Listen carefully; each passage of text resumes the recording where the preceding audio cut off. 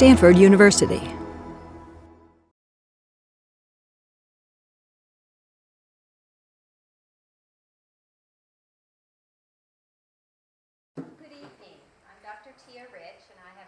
Of directing the Stanford Contemplation by Design program.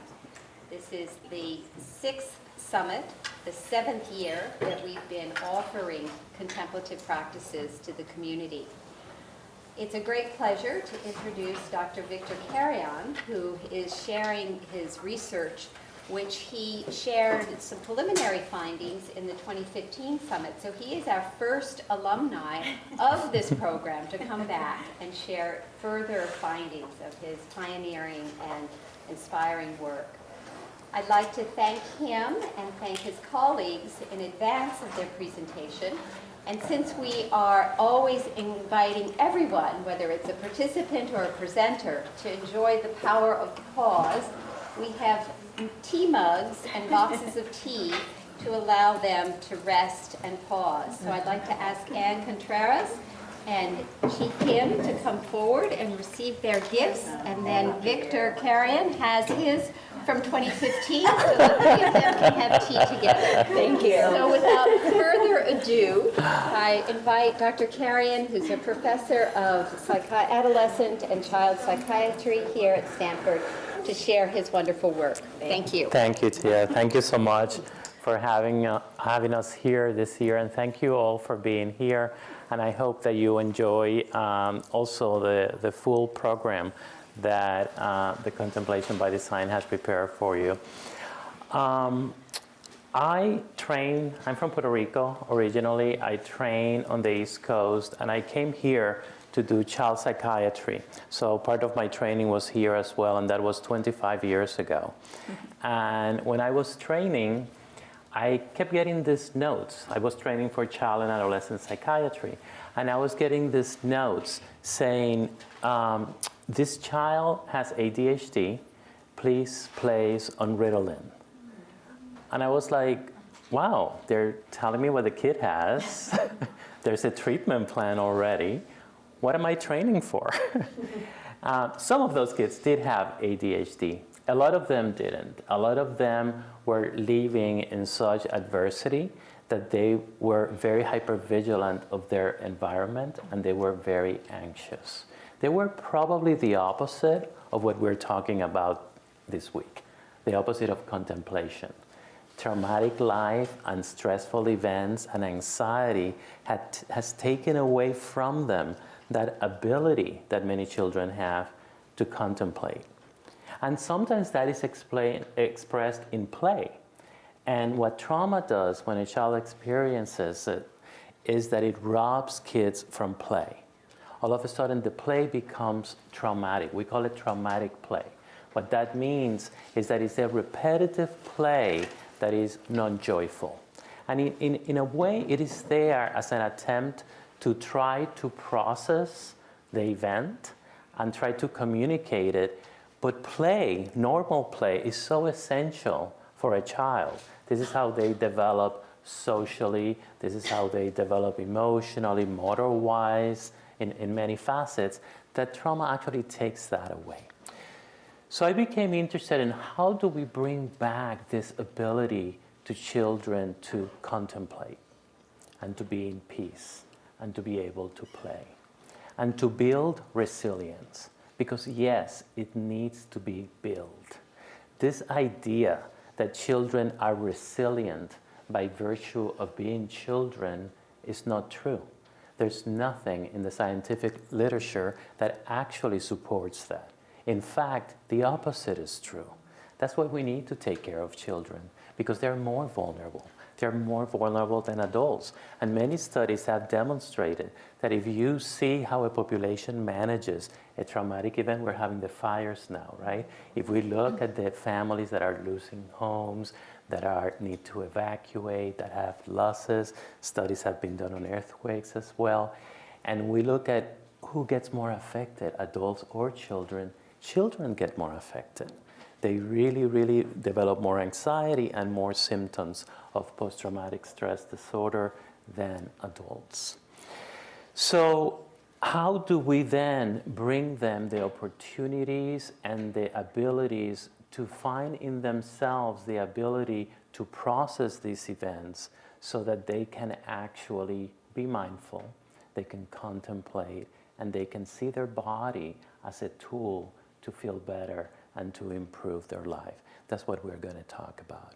We're going to talk about how do we help children to become resilient, and what problems do we have with that word? How do we understand resilience? So we're going to spend some time talking about resilience, which is different than adaptation and has some issues of its own. So we'll do that. But before we do that, I know that for many of you, this is the end of the day. For many of you, this is the beginning of the evening. And there are many things that we all have in our head in terms of things that happened today or where we are headed after this and things like that. And so that we can all unify and be here in the moment and really share with each other what we are all going to talk about, we're going to take a minute to do an exercise that's going to help us all be mindful and be in the moment. And this is going to be done by one of my colleagues, Anne Contreras. Something that I'm going to talk about today also is the importance of developing partnerships when working towards helping children. We cannot do it alone. We cannot expect parents and caretakers to really build resilient children. We cannot expect pediatricians to do that. We cannot expect teachers to do that. But we can expect all of them to work together towards that goal. It does take a village. So one of my partners is Pure Edge, and you're going to learn a lot about Pure Edge today. But the first thing that we're going to do is we're going to take a little bit of a time with Anne's help, and she's going to guide us through an exercise so that we can all experience that. So let's do that. Great. Thank you. Thank you, Dr. Carrion. Good evening. So if everyone could sit on the edge of their seats, close up their notepads, smartphones, laptops, and make sure that the soles of the feet are on the ground. Maybe some of you already have a practice such as this, right? Okay. Make sure the knees are bent at a 90-degree angle, lifting the chest. Yes. Taking the palms of the hands, facing them up or down. And then if you feel comfortable, you can close your eyes or just take the gaze down and forward. And then taking the first inhale through the nose and exhale through the nose. Inhale. And exhale. 3 more to go. Inhale. And exhale. Inhale. And exhale. Inhale. And exhale. And keeping the eyes closed or the gaze down and forward. Keep lifting the chest, but relax the shoulders down. We're going to do a quick practice called taking in the good. So focusing on the breath. On the next breath, thinking of someone or something that you are grateful for.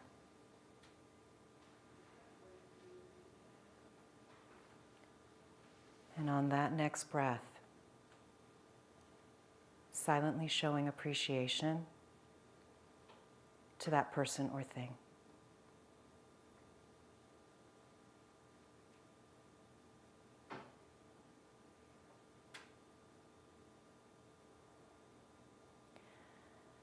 And then on your next breath, thinking of someone else or something else that you are grateful for.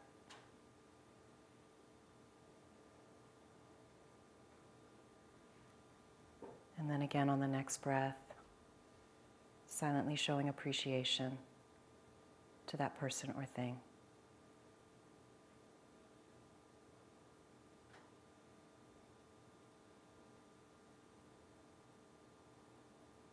And then just to move into a little bit of our own self-care on your next breath. Think of something in yourself that you are grateful for.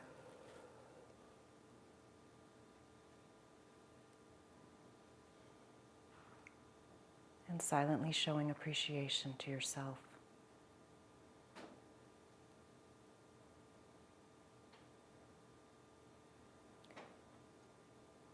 And then keeping the eyes closed or the gaze down and forward. On your next breath, slowly lowering the chin towards the chest. And then on the next breath, keeping the gaze down, slowly opening the eyes, focusing on the ground, wiggling the fingers. And then when you're ready,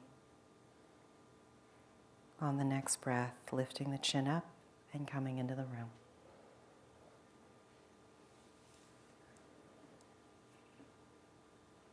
All right, good evening. Thank you. You're very welcome. We've arrived. We have arrived.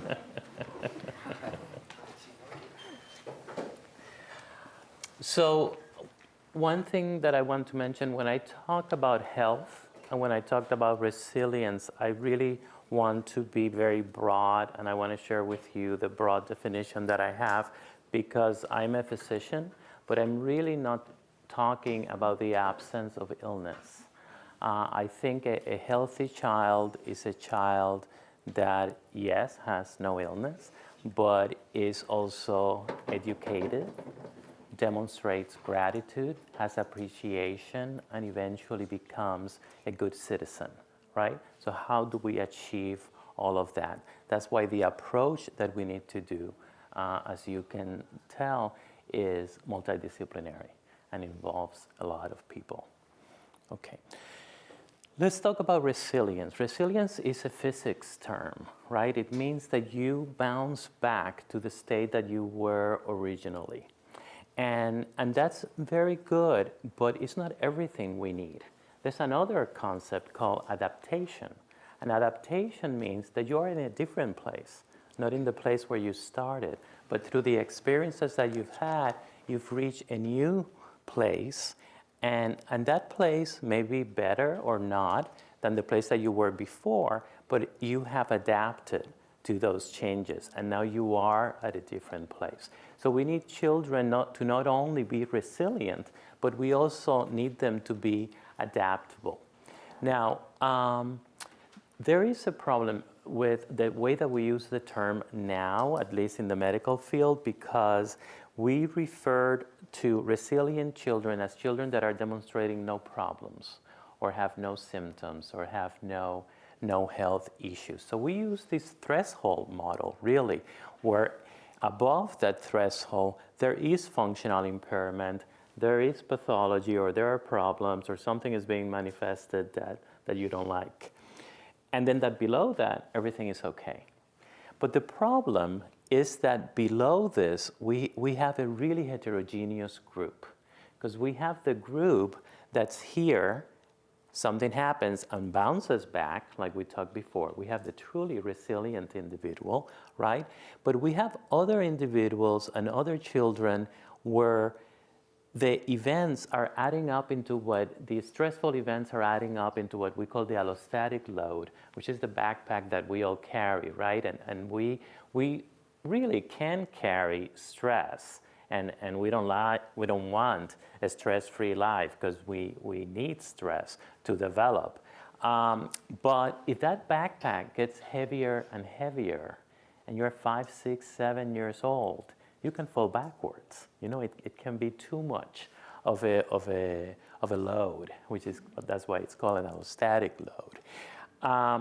But right now we have no way of deciphering, and I want you to think about this, because we need new ideas on how do we actually identify that youth that is accumulating and accumulating, but is still below the threshold. So it really takes one more event, and they're going to cross this threshold. But we are missing the opportunity to intervene early, right? And if we intervene on everyone, we're intervening on a very big group because there's a lot of individuals that are truly resilient or adaptable, but we need to identify this group. So when I talk about the threshold model and functional impairment, this is what we're talking about. So the type, the number, the severity, the duration, the age of onset of the stressors, all of these are important factors in determining how heavy that backpack is going to be. What is that charge that we're going to have, that allostatic load? So in the same way that we have homeostasis, for example, to regulate our temperature, we can be in different temperatures and our body adapts to that. That's homeostasis. We have a homeostasis for stress. We can manage stress. And like I said before, we in fact need stress to develop, right? It's an inverted U-curve shape. Let me see if I have this here. No, I don't, but let me talk about this now. The more stressed we are up to an optimal point, the better we're going to perform, the healthier we are going to be. If we don't care about that exam that we're going to have tomorrow, we'll probably fail. So we need to be stressed up to an optimal point. Then what happens after that optimal point is that the more and more stress accumulates, then that function starts to decline, and that health and that performance starts to decline. So it's an inverted U-curve shape. Now, what is going to make us go into that second half of the curve are all of these factors here. If there's just too much stressors, the type, right? If there's personal invasion or attack, how severe it is, if it's chronic, if it lasts for a long time. Sometimes there are individuals that are really very far from the threshold. According to their genes, they're never going to develop these disorders. But if they experience a chronic stressor like child maltreatment, for example, which is something that starts at critical ages and is chronic and it's constant and is severe, then you can reach that threshold almost as if you were born with a genetic makeup where you were right here, right? For the individuals that are born with a genetic makeup that are right here, sometimes all it takes is that one event, right? Like that fire or that exposure to that war. But we know from work with veterans, for example, that went to Vietnam, that those individuals that develop PTSD after Vietnam had significantly more history of child maltreatment than the ones that didn't. So it wasn't only the Vietnam experience, although for some it was, but it was the accumulation of stressors. It was a very heavy backpack, a very heavy load that was difficult to adjust with our homeostasis for stressors. What do we know that brings resilience? Well, the one factor that's in the literature that is the strongest factor is the presence of an adult that was there to listen, that was there to provide opportunity, that was there to give some counseling for the child.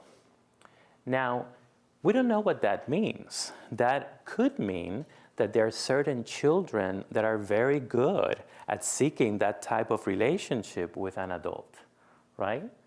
And that can be the resilient factor. So there's still a lot of work in terms of understanding resilience that we need to do. But we know that children that are resilient, and adults really, do have those relationships, also are very creative.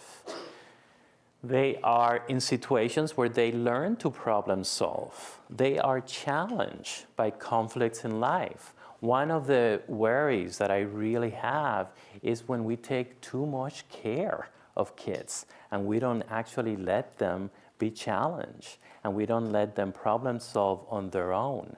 If we facilitate and make everything easy for them, which we sometimes do when our own history was not like that and we want to compensate and make sure that they're okay, so I understand their reaction.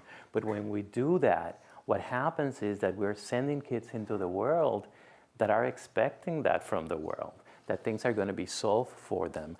And then at these critical times and these critical periods, they have not developed the ability to problem solve, to be creative, and come up with other, develop other things that are going to help them move ahead. And one of those that is very important is persistence. It's the ability that if something didn't work the first time, and I really feel very strongly about this, I'm going to try again, and I'm going to try again. Now, while I'm saying this, let me talk about the theory of belonging a little bit, because we also have difficulty and we have problems when there are children that identified only in one way. So, for example, if my whole identity is to be an athlete and it doesn't go well, my whole identity is gone with that, right? If my whole identity is to be a 4.0 plus student, to be academically excellent, and I'm not, I'm 3.8, my whole identity goes away with it. So the theory of belonging tells us that we really need to give opportunities to the child to see their true selves in many different facets of life, where they are an athlete, they are a student, they are a community participant, they're someone who plays the guitar. There are many different things, right? So that when something doesn't go well, or even when they perceive that it's not going well, it might be not going bad, but they may perceive that it's going bad, they have other things. They have other things. And that loss of identity is very dangerous. That loss of identity is something that puts some kids at the risk of suicide because it's really problematic and it's really difficult for them. Ability to soothe themselves is important. Emotion regulation is important. I want to talk about cognitive flexibility because I started the talk by talking about the hypervigilance that many of these children develop when there's traumatic stress in their lives. And so my goal early in my career was, okay, what do I need to do to get rid of hypervigilance?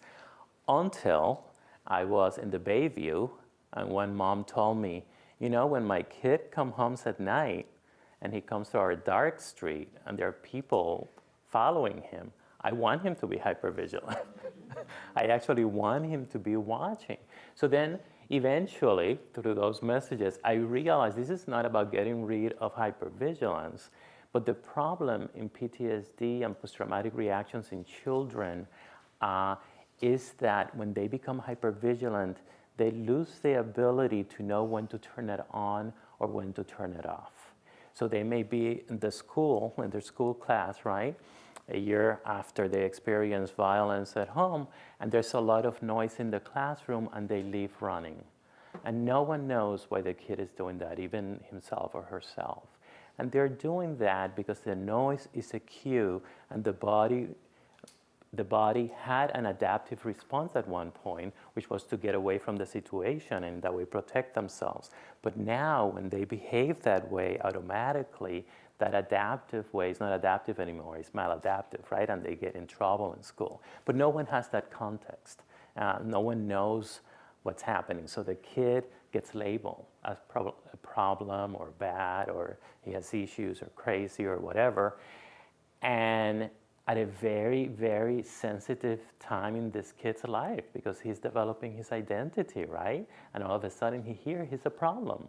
So if he's a problem, he needs to be true to his identity because he needs to develop a sense of who he is. So he's going to behave like a problem child because that's who he is. That's what we've been telling him. So it gets very complicated. But this issue of knowing when to turn on the hypervigilance and when not to turn it on, when to turn it off, is cognitive flexibility. It's the ability to think, this is not a threatening situation, I am okay, this is not a dark alley on my way home, I can stay in the classroom because it's a safe place. But that doesn't happen spontaneously. We need to help the child get to that. And in order to do that, he needs to understand why he's hypervigilant in the first place. So we actually need to teach some classical conditioning, some understanding as to why his body is responding to those cues and those triggers. So these are things that we know are really important. Now let's talk about the misconceptions in resilience. Just that same idea of the threshold model. No behavioral symptoms equals resilience. There should be a slash there saying no. That's not a good definition for resilience. Children are resilient by virtue of being children. No, that's not the case. They're more vulnerable. We need to help them become resilient.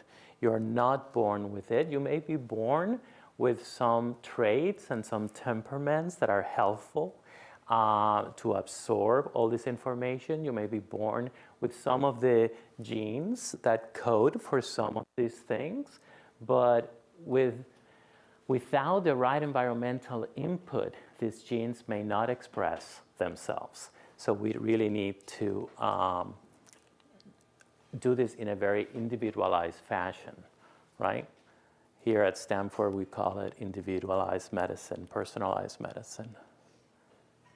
And this whole idea that you're resilient or not, right, like the way we've been talking about this morning, today, is not good either. It's not like one is resilient or one is not resilient. You may be resilient to some factors, and some other factors you may not be resilient. So you may be able to adapt under certain situations, and you not may be able to adapt under others. So we need to develop maps that really can teach us what the areas in which the kid needs more help. So how do we promote resilience? Well, the first thing is that it's never too late, right? It's like, I don't want anyone to think that, it's 0 to 3 has happened already, so it's too late for this kid. It can be revisited in the school years. If you've missed that, adolescence is a good period. Again, it's another critical period. So it's never too late to intervene, and hopefully we're all growing, right, all the time. And we know when we look at the development of the brain that there are areas of the brain that continue to develop throughout life. And a very important one of those that I'm going to talk about in a little bit is the prefrontal cortex, where we see that the ability to develop executive function through the development of the prefrontal cortex and areas that are linked to the prefrontal cortex continues to be developed through the 20s. So if you have a kid that is very impulsive and so forth, that kid actually may develop this ability later on. And since we've been looking at this, it keeps moving. It used to be like late teens, then early 20s, then mid-20s, then late 20s. So my guess is that it's like 50s. and that some of us are still developing our prefrontal cortex.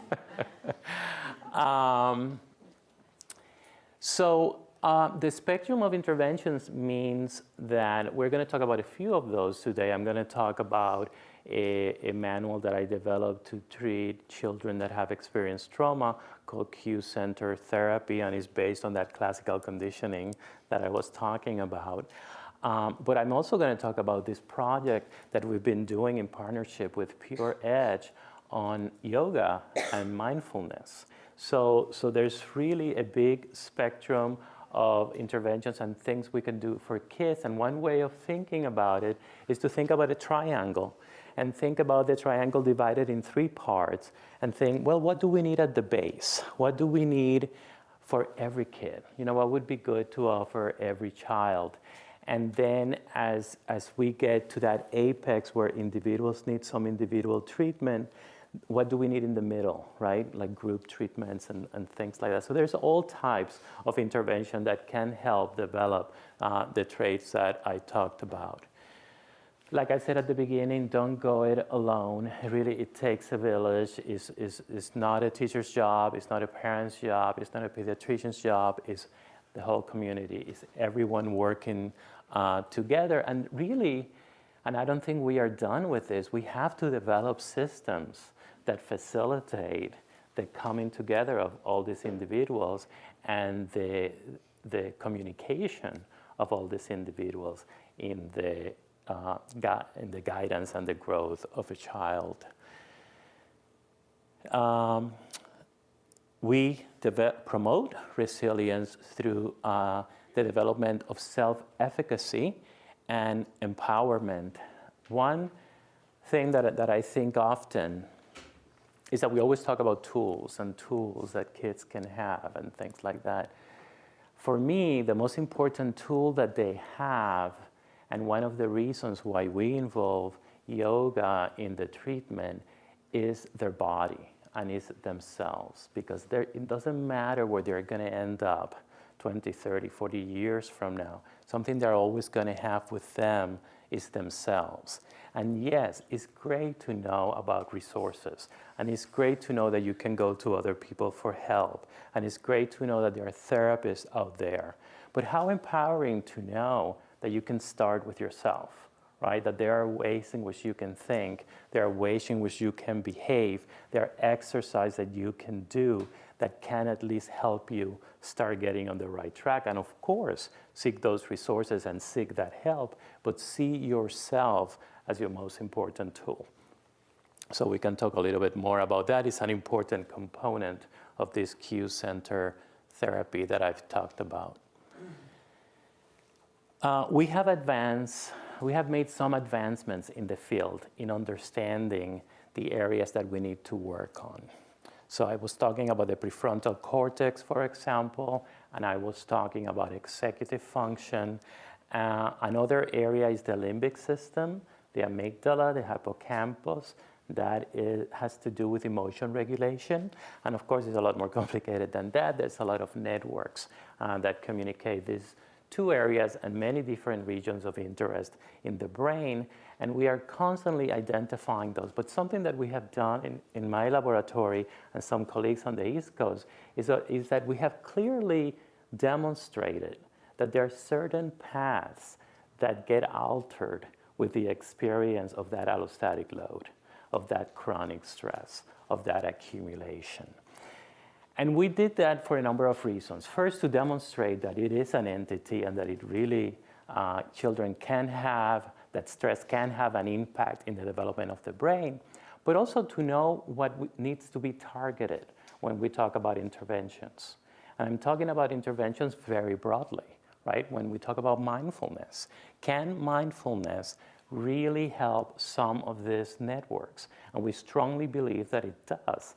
And I have some evidence to show you on that. We have also done work on the hormone cortisol, demonstrating that these children tend to have high levels of cortisol.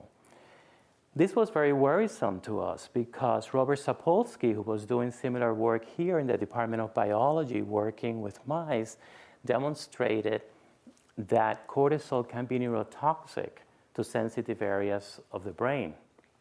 So when we did this work, we became very concerned that there might be areas of the brain that were being affected in children that had high levels of cortisol because of the stress they were going through. First, we demonstrated that they did have these higher levels of cortisol, especially pre-bedtime. Second, in a longitudinal study, we saw that there was a connection between those high levels of cortisol and decreased key areas of the hippocampus and the prefrontal cortex. So the link is there, the impact of trauma is there. What we want to move to now is like, well, what to do about it? How can then these interventions protect the developing brain from those effects? And how can interventions actually undo some of these things that I'm talking about? And do I believe they can be undone? Yes. Because the brain, you've heard about the plasticity of the brain, but what's interesting is that the areas that I'm talking about are the cortical and the limbic areas of the brain, and those are the most plastic and most sensitive areas of the brain. That's why they get affected by trauma. But then what is the reverse of trauma, right? Good opportunities, good education, good nutrition, good therapy, right? Good interventions. Wouldn't that do the opposite of what I just described? Or wouldn't that protect from what I just described? That's what we are interested in.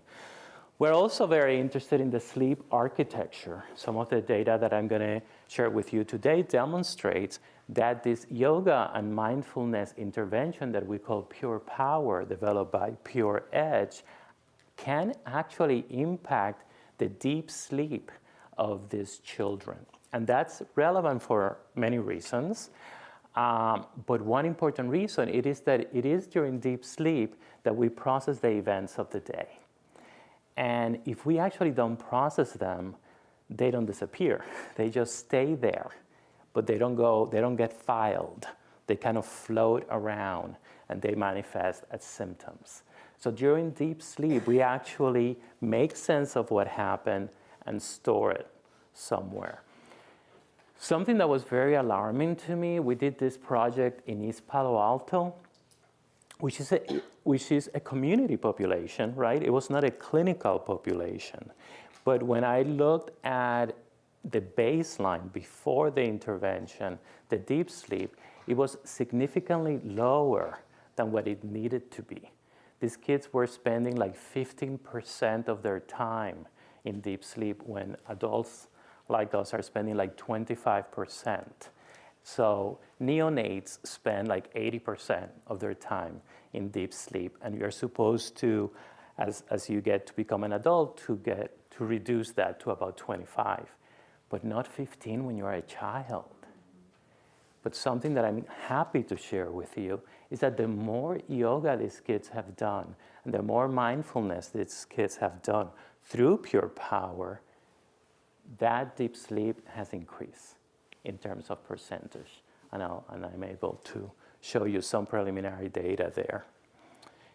So all this neuroscience talk is a book that we have, is all really that we know in the neuroscience of pediatric PTSD. It's a very thin book.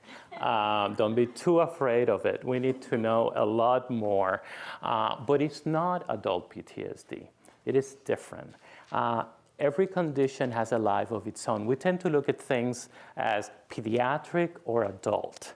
But the reality is that PTSD has its own life, right? So it goes developing throughout the years. So for example, if you meet a 10-year-old whose allostatic load started when he was 5, this is a 5-year-old PTSD, which is different than a 35-year-old who just had the first incident, right? That's very acute versus a chronic. So the child versus adult doesn't work. It's more the length of time, the duration that backpack has been there too heavy. How to promote resilience? We've talked about this a little bit. Academic opportunities, support, enhancing emotional regulation, enhancing executive function, that ability to organize, to think, I'm going to do this and I'm going to do that. I need to take these papers because I need to give them to the teacher, things like that. And very important, how to help children become citizens, how to help children become socially engaged, which means that they have to develop their social skills, their emotional skills, and this is not going to happen de novo. They need to learn it, and we call that socio-emotional learning. We call that SEL. And Pure Power and us in Early Life Stress are working on that as well to develop methods that can help teach this to teachers so that they can help teach it to the students. And the theory of belonging that I talked about before. So I've talked about Pure Edge. What's this? Oh, this is the Q Center treatment, and if we have time, we can talk a little bit more about that. It is based on classical conditioning. Kids don't understand what's happening, so it is important to tell them what is traumatic stress, what is PTSD, what is this reaction that you're having. Many of us don't even like the D in PTSD. That it's not really a disorder, that is a reaction that the body is having to something that happened. So sometimes we refer to it as post-traumatic stress injury, right? And very much like when we break our arm and we go to the emergency room, and in order to put it back together, they need to touch it, and it's going to hurt, but it's the only way the arm is going to get better. The same thing with these experiences. If we don't talk about them, they're not going to disappear. In order for them to be processed, we need to talk about them. So here's this thing that I always tell my team, that PTSD feeds on avoidance. And that if we really need to fight it, we need to use approach. we need to talk about it. And it's going to hurt. But like the arm, it goes back in place. So there's more to that we can talk about later. Pure Power is this program that I said that integrates yoga and mindfulness to teach kids at school. And then to talk to us more about Pure Edge, which is the company that developed Pure Power, we have the CEO with us today, Chi Kim, who's going to talk to us more about this. And then we're going to do, after that, we'll go do the Starfish project. Great, thank you. Let me give you the No, I mic. have it. I'm Oh, you have it. yes. All right. Hi, good evening. My name is Chi Kim, and I have the honor and privilege of running a private operating foundation called Pure Edge. And we're a little bit of a hybrid of sorts. We're a private operating foundation, and on one side of the house, we actually have created content that's open source. If you are a nonprofit agency, or if you are in schools or to work with youth, you can actually log onto our website and get access to all the content. It's pre-K through 12. We have videos and curricula. There's 1,200 pages of curriculum, which no one will probably ever use that much, but we have everything sort of resourced, and it's open source, and that will always be available for free for folks to use and youth. The other side of our house is we're also a grantor, and so we provide grant dollars for national organizations that support social emotional learning. So we provide a grant and we support CASEL, which is the Collaborative for Academic and Social Emotional Learning based out in Chicago. We've supported the Aspen Institute, and also we are one of the funders for the research for the Compassionate Schools Project in Louisville, Kentucky. And so we feel that when we go into these partnerships, and we've been so lucky to work with Dr. Carrion, we've learned so much in the past few years. What we actually ended up doing through this, we initially started out with putting yoga in schools, and what we ended up finding is that we had to transition from just serving students. What we ended up finding out is that you can always get resources to help students and do that, except for we have an entire collective of educators that no one is actually taking care of. And so in the process of actually taking care of the students in these schools, we've actually started working with Dr. Mark Greenberg and Tish Jennings and Krista Turksma, who've been doing care and really talking about developing supports for educators. They did a large study in New York City public schools and really found that when you actually take care of the educators and talk about their own support for self-care, academic outcomes, social outcomes, the actual environment in which they teach improve with just the support for the teachers. So we learned from both of those things. We talked about teacher stress. So what we've done is actually developed curricula based on the research that Dr. Carrion has done with us in East Palo Alto. And we have units of study. It's called Pure Power. So every child has the power to develop certain series. And at the same time, what we've actually found is that the unit that the kids loved the most was about neuroscience. And so we actually pull that out based on feedback from the teachers. So learning about the brain, really talking about ways in which you actually have some control over how things go. We talk about being responsive versus being reactive. And we talk a little bit about just simple strategies that they can use. And Anne is going to demonstrate that piece. What we also did at the same time is we realized that we have an entire population of non-English speakers, predominantly because we were in California, actually had everything translated into Spanish. And we had the great fortune last January. We've been working on the island of Puerto Rico for the last year and a half. We served 15,000 educators on the island after the hurricane, and we brought Dr. Carrion in, and he actually trained 2,000 social workers, school psychologists, and high school and school counselors. Two approaches. One, as a prevention, that's Pure Power, and as an intervention, Q-centered therapy. So we were able to do that as well. All of our materials we've just have actually aligned with the CASEL competencies. The CASEL 5 is what we call them. Really being able to, and we focus mostly on self-awareness, self-management, and actually social awareness. We know that there's this piece where folks are talking about mindfulness in schools and teaching kids at age 5 mindfulness. Dr. Greenberg was really clear about one thing. When they're 5, because it's an invitation, we're actually teaching self-regulation. It's really not teaching them mindfulness. And I just want to make sure that we are all of the same mindset, that we're actually really trying to have them learn self-regulation skills so they can be present in a classroom to be able to learn and kind of have the best conditions for success. So we really want to be careful in how we approach the work. We're teaching mindful movement and a lot of breath work for our youngsters. And then as the kids get older, they get invited to do these things. And Anne actually is one of our incredible instructors, trainers nationally, but she also was an instructor in East Palo Alto and working with middle school students. As I shared, all of our resources are free, and they will be there. We add video content and things like that there. It's just pureedgeinc.org, and if you go up on, I think, right here, you can do online curriculum, and you'll get access to all the back-end resources. So we are very proud to say that we have over 8,000 online users, and I think in the last 2 years, because of the shift, we've actually been serving school districts. We work with children.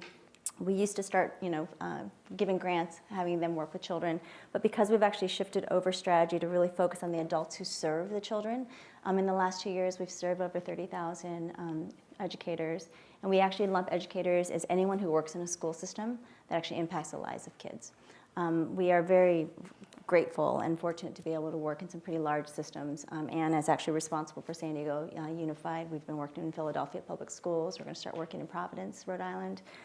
We just feel really grateful and lucky to be able to provide some resources at no cost to the places that we serve, just as a way of showing gratitude for the adults who serve our future. So that's sort of how we operate. We talk about prevention in that when Dr. Carrion was talking about the triangle, we like to believe if you're in a school system, are there any teachers or educators in this space? Yeah. So we talk about tier 1 supports where it's a universal. So we really believe that Pure Power can be a universal. It can be taught either in elementary settings, it's PE classes. Sometimes it's used in the classroom. Sometimes if you're in a middle school setting, it can be in one of the wheels in the rotations for electives. And then in a secondary setting, we've talked about using, I know Anne's teaching right now in San Diego as a freshman seminar class. And so we have lots of different kinds of variations for doing that. But we just believe very strongly that when we provide these resources and take care of the adults first, we go through, talk about the neuroscience of stress and their allostatic load and some strategies there. They're much more, we believe that if they experience the practices themselves, they're much more likely to use it in the classroom. We don't ever want to do unto educators. I think they're told to do things all the time. And so what we like to do is approach from a place of just being grateful for what they do and being open to providing some strategies that they can use. So I'm going to have Anne actually do one practice that's in our, I'm going to go back this way, that's in our curriculum. And we call them brain breaks. It's not a unique term for us, but we do like to give strategies that are simple, short, and that they could use at the beginning, middle, during transition times and things as well. This is one of our favorites. Yes, you're welcome.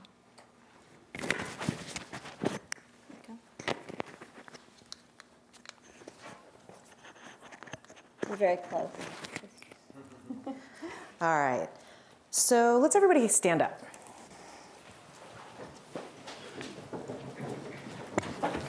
You can do most of these practices sitting or standing, but because we've been sitting for a while and it shows a little bit of the transition and doesn't take very long, it's just nice to stretch it out a little bit, right?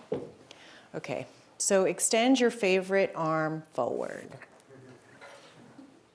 Okay, and you're going to use your index finger. You're going to place it on the bottom of the thumb. Okay, we're going to trace the outline of the hand, and on the inhale, you're going to come on up, coming over the top of the thumb. On the exhale, you're going to come down to the groove. Somebody's breathing really good right now. Inhale through the nose. Exhale through the nose. If you have a cold or allergies, feel free to breathe through the mouth. Inhale. Exhale. Inhale. Exhale. Inhale. Exhale. We're going to go the other way. Inhale. Exhale. Inhale. Exhale. Inhale. Exhale. 2 more fingers to go. Inhale. Exhale. Inhale. Exhale. Beautiful job. Shake it out. Just note, if you teach middle school, you know they like to go fast, so slow it down. Okay, thank you. Thank you, Anne. And You're welcome. Thank you,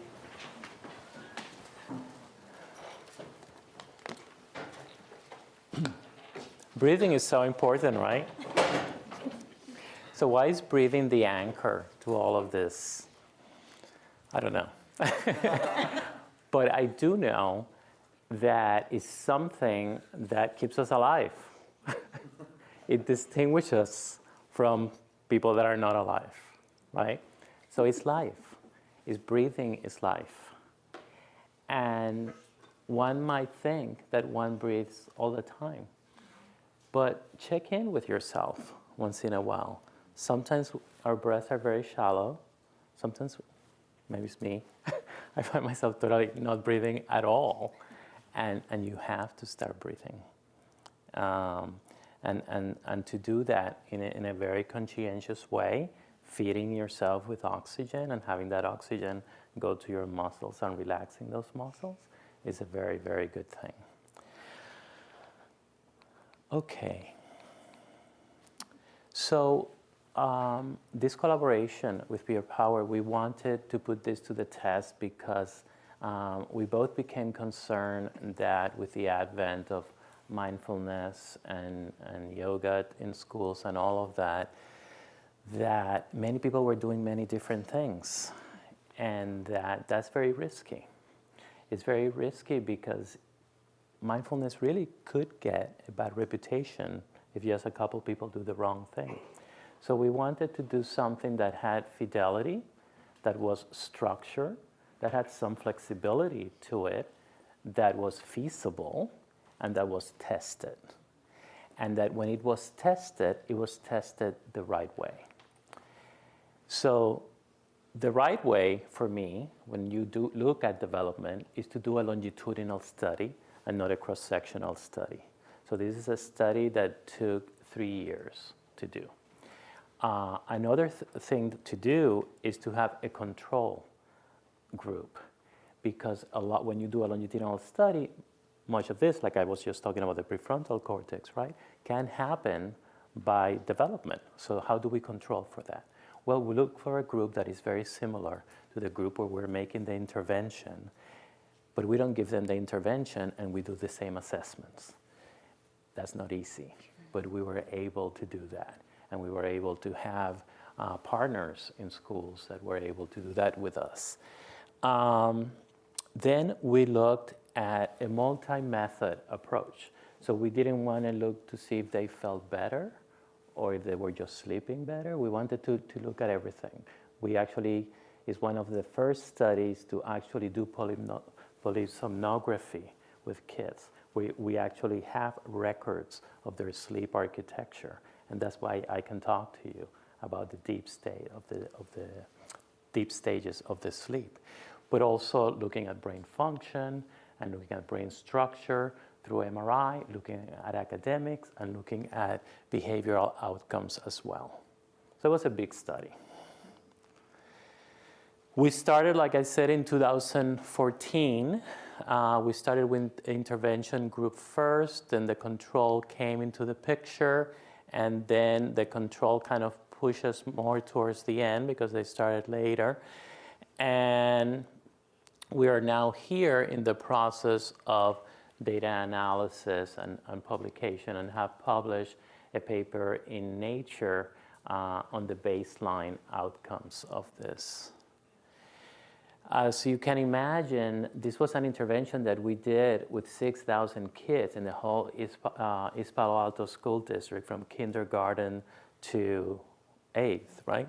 8th or 12th? 8th. And so like 6,000 kids. So not all of them could be part of the study, that we couldn't manage that. So we were just looking at 3rd graders and 5th graders, which I thought were good grades. But I wish we would have looked at who? At the kindergartners. Because for them, you see them now on 3rd grade, and you ask them, what about the intervention? And they look at you like you have 2 heads. It's like, what do you mean intervention? I do this like I brush my teeth.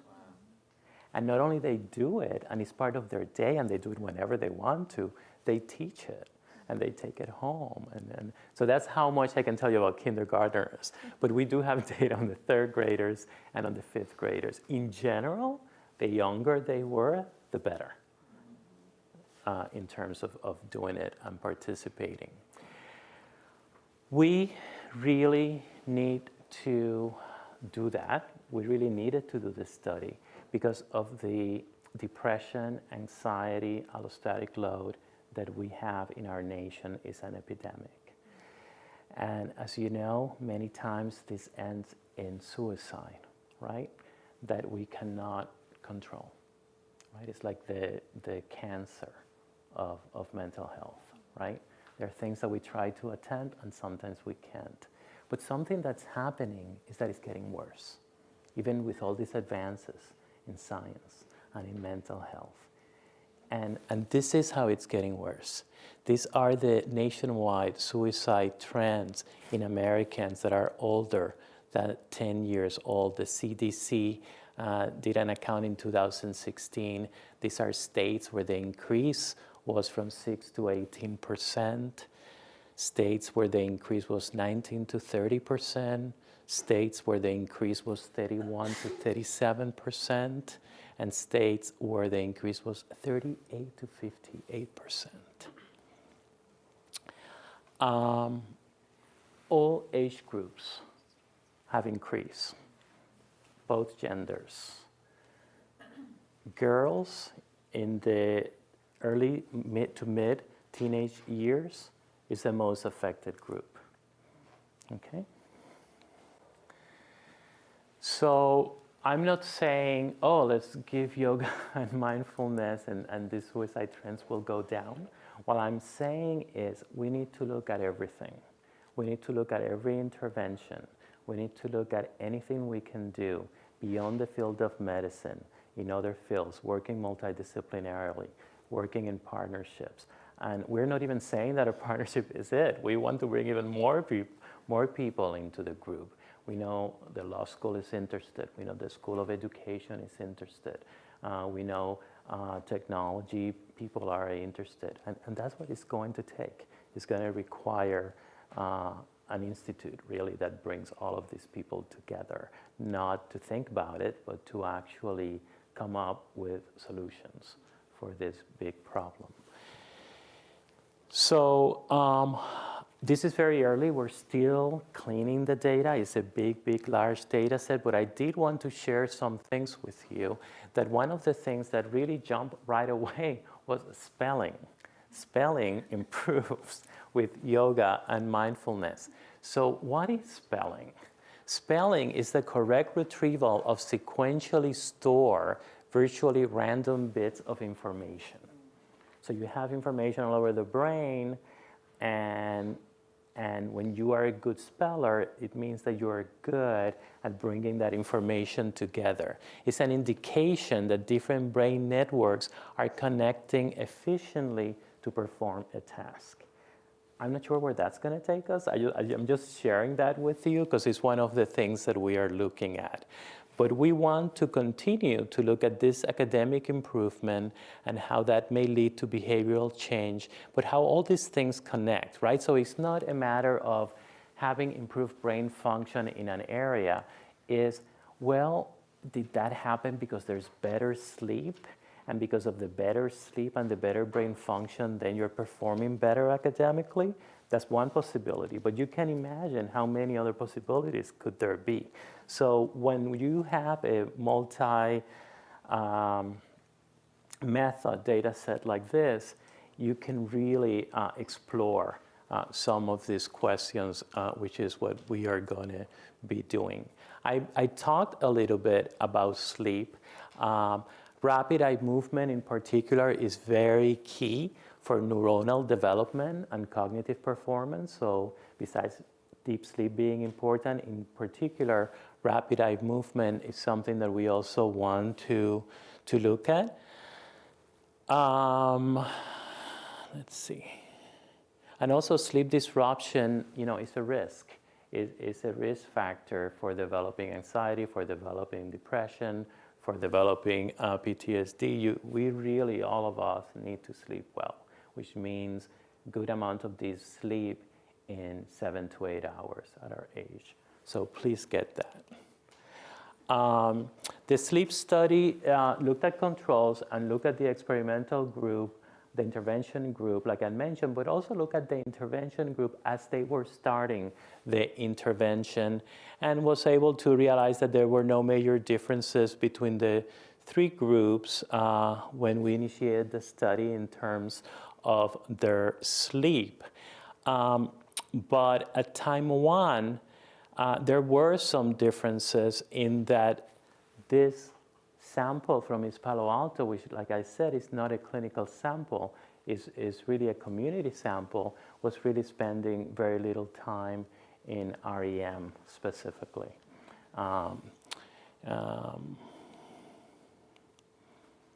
So what we have here is the increase in total sleep time following the intervention of the yoga and the mindfulness. So here you have this exposure to intervention, right? So this is pre-intervention. So what you have is a bunch of people, right? That some are sleeping better than others. So you get an average line.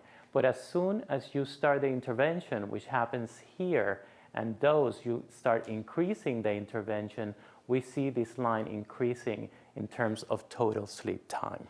So the total sleep time, and you can have many theories about that. I cannot tell you why, right? Maybe you're more tired because you did yoga during the day, or you had to do mindfulness exercises.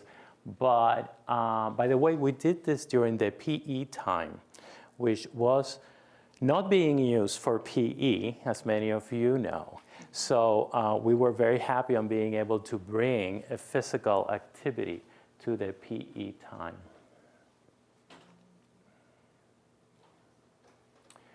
Other types of sleep, slow wave sleep, also increase with the curriculum. And then here specifically, we have that rapid eye movement increasing. Now, like I said, we also collected cortisol because of that previous research that we had done.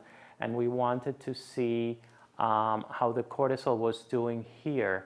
And what we saw was that there was a larger decrease from morning to night associated with better functioning. And what that means is that overall, there's no such a high load of cortisol as with my PTSD samples that I had studied previously, where they had very high elevated levels. But these we want to go beyond that, right? This readjusting of what we call the HPA axis, the hypothalamic pituitary adrenal axis, that leads to the secretion of cortisol. Does that have anything to do with the rest of it? For example, with sleep. So what we see is that there's better cortisol is associated with more REM sleep in a dose response group. So the better the adjustment of the cortisol in terms of that ratio of being lower at the end of the day, right? The better the improvement in REM. So they're associated. It's still not cause and effect necessarily, but it's one of the areas that we're going to explore. So I'm just presenting you some tidbits of the data that we have looked at. We're going to really be doing that for the rest of this year and next year. It's a big database, but there is improvement in cortisol, I can tell you that, with the intervention. There is improvement on sleep, I can tell you that. And very excitingly, there's also if we have time, we'll come to those. But there's improve on brain function. So when you do functional MRI, fMRI, you actually can have tasks that require executive function or tasks that require for you to regulate your emotion. And what we see is that the networks associated with those activities are performing better in the intervention group when compared to the control group. So for example, this is a task of being able to regulate your emotion, right? You're seeing something that is distressing, but then being told you're going to see it again. can you control how distressed you feel? What we see is that if you're in the control group not receiving the intervention, there's no much of a change when you see these pictures. For example, in the aversive one, it's actually more aversive the second time. With the intervention, the kids that are intervention are able to decrease their negative experience to all of the pictures, even the neutral ones. And what that indicates is that they have a better ability of regulating their emotion. Okay? The amygdala is the emotional core center of the brain, very much involved with anxiety, with stress, with that hypervigilance that I was talking about. After the mindfulness intervention, children in the intervention group show decreased amygdala reactivity to aversive images. And we didn't see that in the control group. So here you can see the drop before and after of amygdala activity in the intervention group.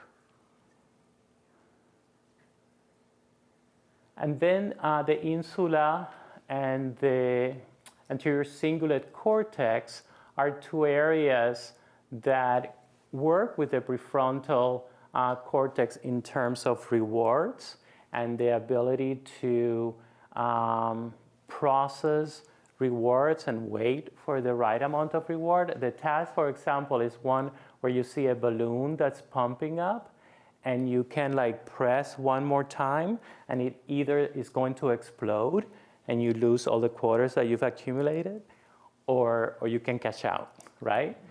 So you can see kids that are very conservative, right? And little by little accumulate all their quarters. And then you can see the kids that like explode all the time and they live with no quarters at all.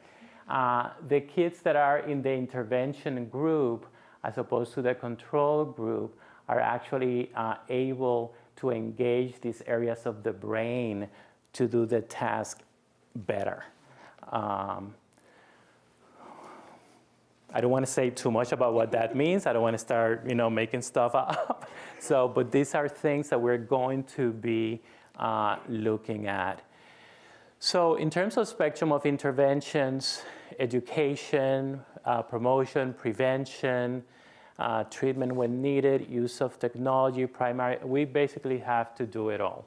And we have to find ways in which, as a group, we can do it all.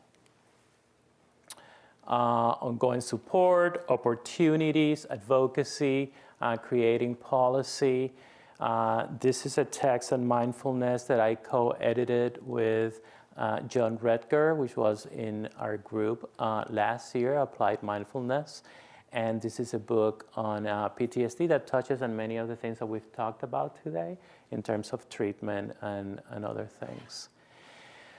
So let's talk a little bit about the ecology of building resilient communities, because we really have to think about this in terms of an ecosystem. We really have to think about it in terms of, we've talked about something very specific today, right? Like the brain or the nerve cell. That's the microcosm of the problem. Then you have the child. But if you make that lens bigger and bigger, then you get to schools, and then you get to society, and then you get to policy. And all of these circles are interwoven, and all of these circles need to be educated, right? So it's not the child, right? When we talk about education, when we talk about being mindful, when we talk about being having gratitude towards each other, it's not the child, but it's all of those systems. So a resilient, but we have to start with the individual, because a resilient community is built by resilient individuals. Different institutions and partners need to work together. Sustainability and funding is essential. So this needs to be addressed from the beginning, right? These are good ideas, but how are we going to implement them? How are we going to put them in place? Government presence helps facilitate implementation, dissemination, impact. I had a very nice conversation with Tia just before we started, when we talked that, for me, the end point is always that whatever findings we have don't end up in some journal in the library, but that we can actually develop programs and implement them in the community and build policy. And that's like the extent of how I was thinking about it. Like it ends with policy. And Tia just reminded me, well, actually after policy, you still have to make sure that it gets implemented in the right way, because just because you have the policy doesn't mean that it's going to happen. So it's endless, right? It's endless work, but it requires all of those steps. And then addressing groups with the same interventions as we would individuals. So I invite all of you, we don't have to talk about this, we can talk about anything that you want, but I do invite you to think about programs that promote resilience that you have tried in your community, and what are the aspects that have made some of these work, or what are the aspects that have made some of those not work, fail, and how can we create a resilient network that support each other's efforts. Let me, before the discussion, share something else that, well, I guess this was the sleep. I did talk about that. This is just showing in some other way the improvement of REM sleep in the kids that had the intervention. Okay, so I am going, well, let me, before we get into the discussion, thank everyone from my team and everyone from Pure Power that make this study possible, all the supporters, and the kids. It may not be the real reason of what mindful means, but what it means to me is being more calm, less stress, and having more fun, because life is supposed to be about fun.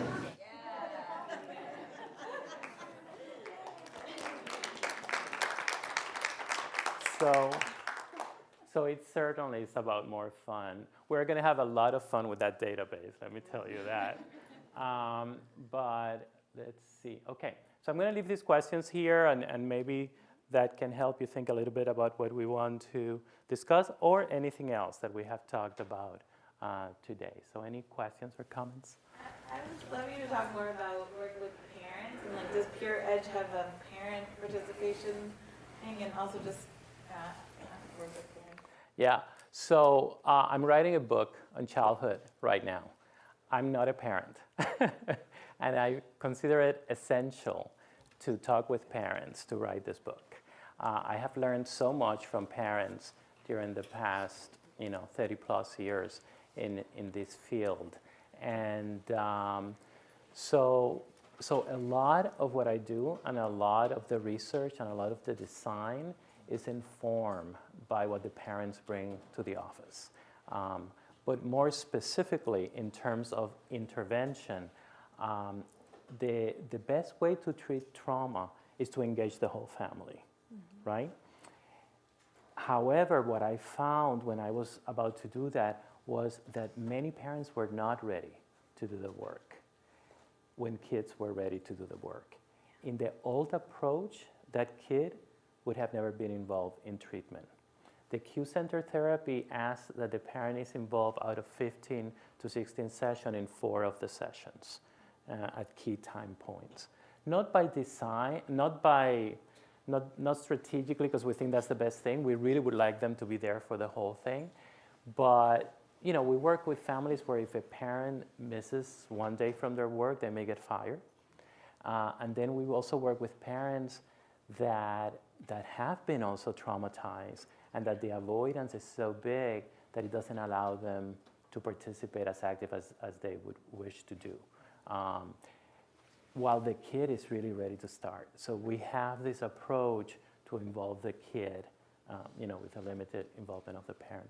But in terms of Pure Power, you want to say something? So when we go into partnership for school districts, oftentimes they'll ask us if we'll do parent trainings as part of our sessions.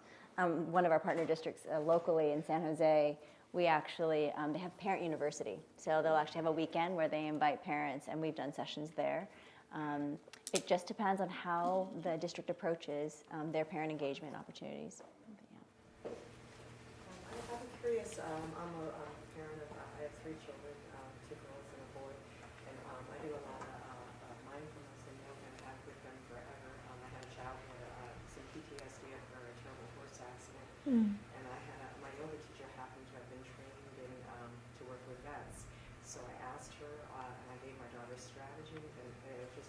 was so effective.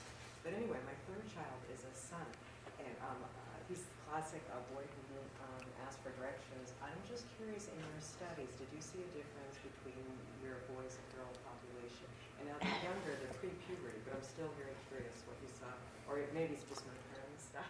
Yeah, we're going to look at that. We haven't looked at it yet, so I will cannot tell you tell that qualitatively, when we interviewed some of the children, so the boys, they were the ones that sort of messed around in class, it's yoga, we don't want to do this. But when they were actually doing the interviews or did some of the reflections, they were the ones that were using the strategies at home. In the quiet where no one else really was watching. So they ended up having, just qualitatively, they would share that with us. There was some sort of social cred, when you're in public and you don't want to be the boy that does this. But we've actually found that they take the strategies and take them much more deeply than some of the girls did. Yeah. Just from the reflections. I'm also wondering about how much kids like to own things, and not a gender thing, but the fact that this is something his sisters did. Or was his mother? and if there's some way to formulate it like, oh, you came up with doing it that way, you're going to be the only one that does it that way, he may pick it up. And also the sports activity. So when so Anne has actually taught it where you're doing warrior pose to actually try and train your body for other sports activities. So that happened to be another way in which the PE classes would use yoga instruction for stretch exercises and really being able to build in flexibility. So. Anil? Oh yes, sir. Okay, go ahead. Are the suicide rates increasing worldwide like they are in the U.S.? I don't. We don't know. I don't know the data internationally. What I know is that when the CDC came, they found these clusters, not everywhere in the United States, but that there were pockets of clusters in different areas. Here and Texas and Connecticut and New York. These numbers show that it's really all over the place. But those were more the clusters. Internationally, I don't know. Do you guys know? I don't know. But it's an important question to see if it's something that we are not doing right. Of course, we would have to see the way that they gathered the data, right? To make sure that it's the same way. One thing I just wanted to add, just from your question, is no one ever contacts us when things are going well, ever. So, we have the great fortune and where it's an unfortunate situation, but there's usually a triggering event that has a district person contact us. More often than not, it's actually a suicide or some trauma. And I don't mean like gun violence in that way, but I mean a real triggering event for the community. And suicide happens to be one of our most common outreach. Thank you. So, first of all, congratulations, Victor, and Angie, on this wonderful research. It's Thank you. a pleasure to see something like that. Question. There's always this conversation around the mind and the body, and obviously it's an interchangeable system. Do you have a sense of the extent to which the mind and body is synergistic versus additive? Would you say that, if synergy is defined as the whole is greater than the sum of the parts, is there an interaction effect, a synergy effect, that if you were to look at studies that were mindfulness-based versus studies that were, sort of physical-based, and you add those two, you get A plus B, versus a synergy of bringing the two? It may be too preliminary, but I'm just... No, that's really interesting, and one of the things that I used to do with kids was that I would write in the prescription pad exercise. I would give it to them, and they would take it more seriously if I had just said exercise for some reason. But many of these kids, the sweating of the hands, the increase in heart rate is classical conditioning, right? Is aligned with something negative. It doesn't feel good. I want them to have experiences later in their life where they're going to be sweating and their heart rate is going to be beating that they are enjoying, right? So exercise is the means to get them to that point, because they're going to start having little by little accelerated heart rate and sweating, and they're going to see that it's in a positive context, right? That it's not something negative. That's one thing. I often also think about a triangle between exercise, nutrition, and mood. And not that those three have to be optimal, but what I've seen is that if you work on one of them, the other two follow. And so there's a little bit there of the link between the body and the mind. But most of the time I don't separate them. You know, for me, when you give gratitude, you know, your dopamine is being released. And that's why it's good to do good things for other people and for yourself, because it's going to be healthy. It's going to help your health too. Any thoughts on that? I was just saying, one of our main tenets is really just breathe, move, rest. And that's our very simple way in which we approach the work with adults and with kids, that because it's all connected, and we really talk about toning the vagus nerve. So that vagal tone is really something that we focus on centrally for our trainings. But yeah, it's been really interesting, because if you think about how schooling is done in the country, right? It's just one academic portion, and now there's this shift to try and actually take into consideration the whole human being. Which we all know, when you are a great teacher, you've done that anyways, right? So, hi, Lucas. Hi, how are you doing, Chi? Great to see you. Thank you so much for your presentation today. It's just a great segue.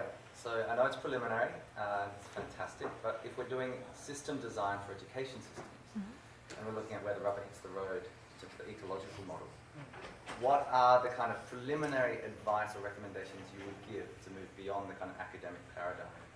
You know, we put students into classrooms and have them sit at individual desks at works all over the world. And so, you know, this kind of notion of having a holistic approach to the way we educate is vital. So what's some words of advice you'd give for people working in systems? I say for us, it's start with the educators, start with the adults, right? We do so many things to try and help kids, and we always want to go in and put the interventions in place for the classrooms, but we really believe strongly that we have to start with the adults, help, and you know, by having and allowing them to feel what it feels like when they go through practices. That is one major component for us, that when the adults are actually going through some of these, you know, we don't get 100% buy-in ever, but we get enough that if there's one teacher there that loves it, we know that they're going to use it in the classroom. So in that very direct way, systems-wide, we actually don't go into any district unless the superintendent or the leadership team is on board. The MOU is with the district. It is not with a classroom teacher. It is not with a school. It is with a district. And so we specifically go in as a systems approach. So we try to do that as well.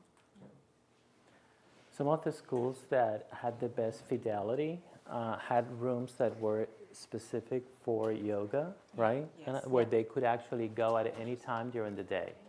And they would go on their own besides when they were having the regular class. So they would go at the end of the day, or they would go during recess. I don't know if they would go during class. I don't think they would go during class time. But so making it, you know, flexible.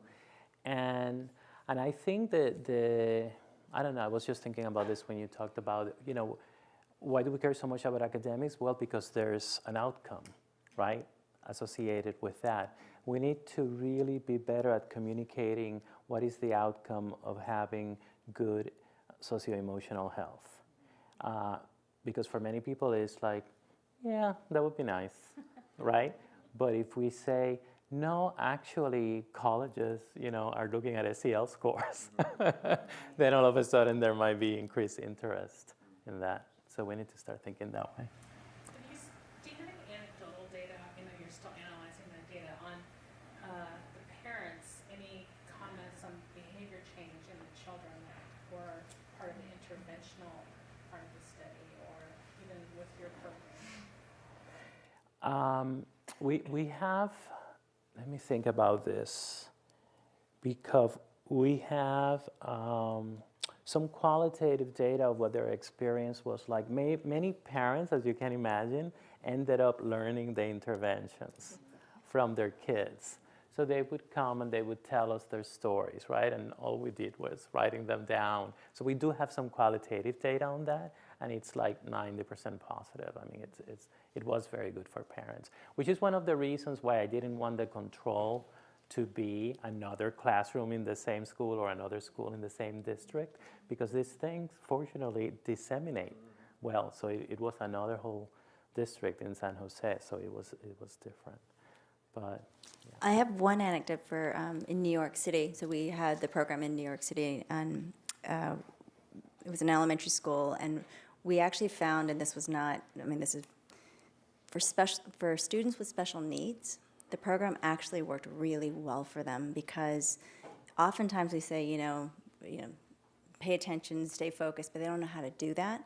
And because the instruction is very explicit, we actually saw the most change in terms of having readiness skills to learn when students were identified with some, they had not a whole lot of self-regulation skills themselves, but because it was so explicit, that was really helpful for them.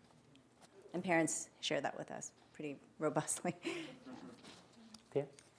Did you do any of the physiological measures on the teacher and see if there were cohort effects where in the teacher's physiology was more in the health range, deep sleep, low cortisol, etc. If those students had I want you to comment. a greater effect? Thank you. We did not. However, some physiological reactions are very observable. and I don't know, Anne can talk more about this, but I think when teachers were more calm and more receptive to this, those classrooms tended to do better. True. And there was something else I was going to say and I forgot. The CARE study that Dr. Jennings did, that actually sort of lays out that very piece. I don't know if they've done cortisol samples or things like that, but it definitely has a lot of information about just calming. Yeah, but it's worth thinking about because it's the main intervention that Pure Power is doing now. It's with teachers. Right. So. And there's been some, you may know, there's some interesting research in Germany about physicians, that if the patient is being offered these practices, but if their physician has been doing the practices, the patient does better if their physician practiced that morning. That Correct. makes a lot of That's right. sense. I apologize, I have a red-eye flight back to Boston. On the go. Thank you so much. Thank you for your Thank you, Chief.